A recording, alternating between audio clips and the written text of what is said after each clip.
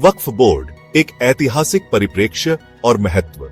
भारत में वक्फ बोर्ड मुस्लिम समुदाय के धार्मिक और धर्मार्थ संपत्तियों के प्रबंधन के लिए एक महत्वपूर्ण संस्था है। वक्फ इस्लामी कानून के अनुसार एक धर्मार्थ बंदोबस्ती है, जहां एक मुस्लिम अपनी संपत्ति का कुछ हिस्सा या पूरी संपत्ति अल्लाह की राह में दान कर देता है। वक्फ बोर्ड इन संपत्तियों का प्रबंधन करता है और यह सुनिश्चित करता है कि उनका उपयोग धार्मिक उद्देश्यों, शिक्षा, गरीबों की देखभाल और अन्य सामाजिक कार्यों के लिए किया जाए। वक्फ बोर्ड की स्थापना का उद्देश्य मुस्लिम समुदाय की धार्मिक और सामाजिक आवश्यकताओं को पूरा करना था। सदियों से वक्फ संपत्तियों का उपयोग मस्जिदों, मदरसों, अस्पतालों और अन्य धर्मार्थ संस्थानों के निर्माण और रखरखाव के लिए किया जाता रहा है। वक्फ बोर्ड इन संपत्तियों की देखभाल करता है और यह सुनिश्चित करता है कि उनका उपयोग समुदाय के कल्याण के लिए किया जाए। वक्फ बोर्ड का इतिहास ब्रिटिश शासन काल से जुड़ा है।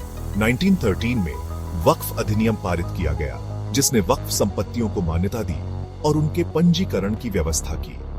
1954 में केंद्रीय वक्फ परिषद और राज्य वक्फ बोर्डों की स्थापना की गई ताकि वक्फ संपत्तियों का बेहतर प्रबंधन हो सके। आज वक्फ बोर्ड भारत में मुस्लिम समुदाय के लिए एक महत्वपूर्ण संस्था है। यह न केवल धार्मिक संपत्तियों का प्रबंधन करता है, बल्कि शिक्षा, स्वास्थ्य और अन्य सामाजिक क्षेत्रों में भी महत्वपूर्ण भूमिका निभाता है। वक्फ कानून समय के साथ कई बदलावों से गुजरा है। 1913 में वक्फ अधिनियम पारित होने के बाद 1923 में एक और अधिनियम पारित किया गया, जिसने वक्फ संपत्तियों के पंजीकरण को अनिवार्य बना दिया। 1954 में केंद्रीय वक्फ परिषद और राज्य वक्फ बोर्डों की स्थापना के साथ वक्फ कानून में एक महत्वपूर्ण बदलाव आया।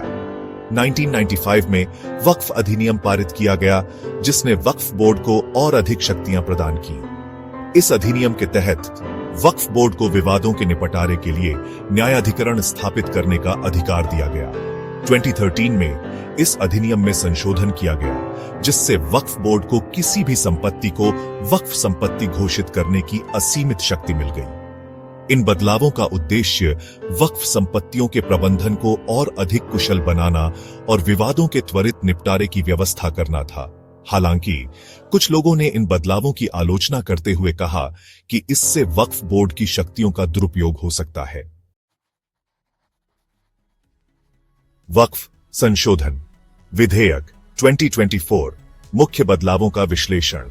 2 अप्रैल 2025 को संसद में पेश किया गया वक्फ संशोधन विधेयक 2024 वक्फ अधिनियम 1995 में 40 संशोधनों का प्रस्ताव करता है।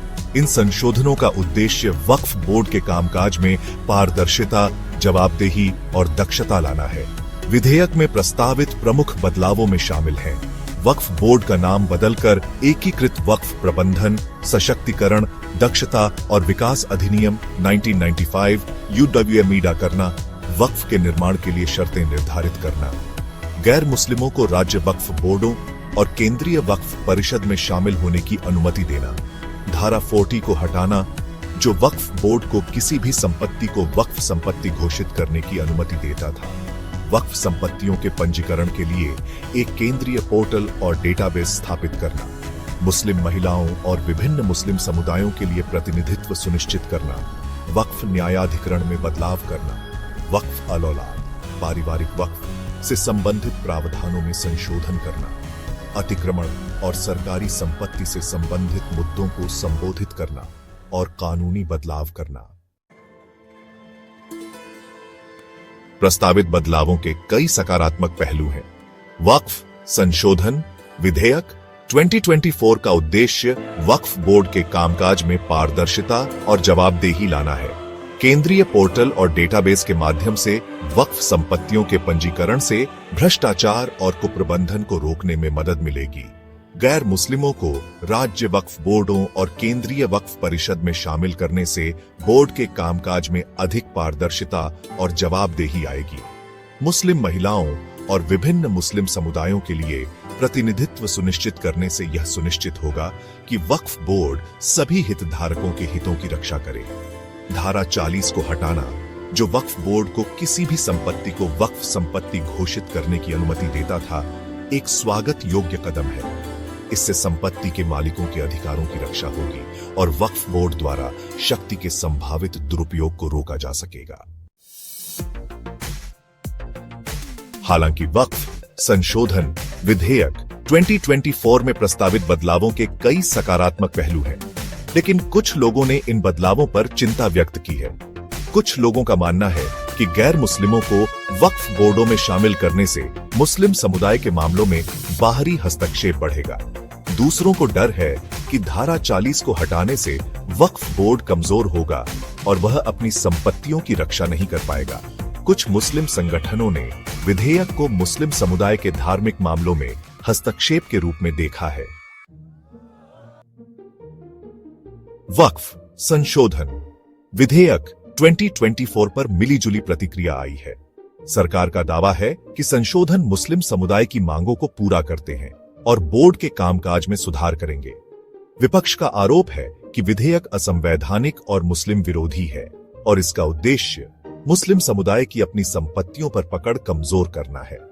ओनल इंडिया, मुस्लिम पर्सनल लॉ बोर्ड जैसे कुछ मुस्लिम संगठनों ने विधेयक को इस्लामी परंपराओं पर हमले के रूप में देखा है और इसके खिलाफ देशव्यापी विरोध प्रदर्शन की घोषणा की है। अन्य मुस्लिम समूहों ने बदलावों का स्वागत किया है, ये मानते हुए कि वे बेहतर प्रबंधन और पारदर्शिता लाएंगे।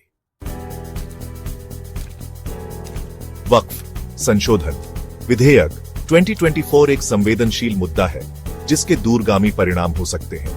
विधेयक पर आगे बढ़ने से पहले सरकार को सभी हितधारकों, विशेष रूप से मुस्लिम समुदाय के साथ व्यापक परामर्श करना चाहिए। सभी पक्षों को यह सुनिश्चित करने के लिए मिलकर काम करना चाहिए कि वक्फ संपत्तियों का प्रबंधन कुशलतापूर्वक और पारदर्शी तरीके से हो और उनका उपयोग मुस्लिम समुदाय और व्यापक समाज के लाभ के लिए किया जाए।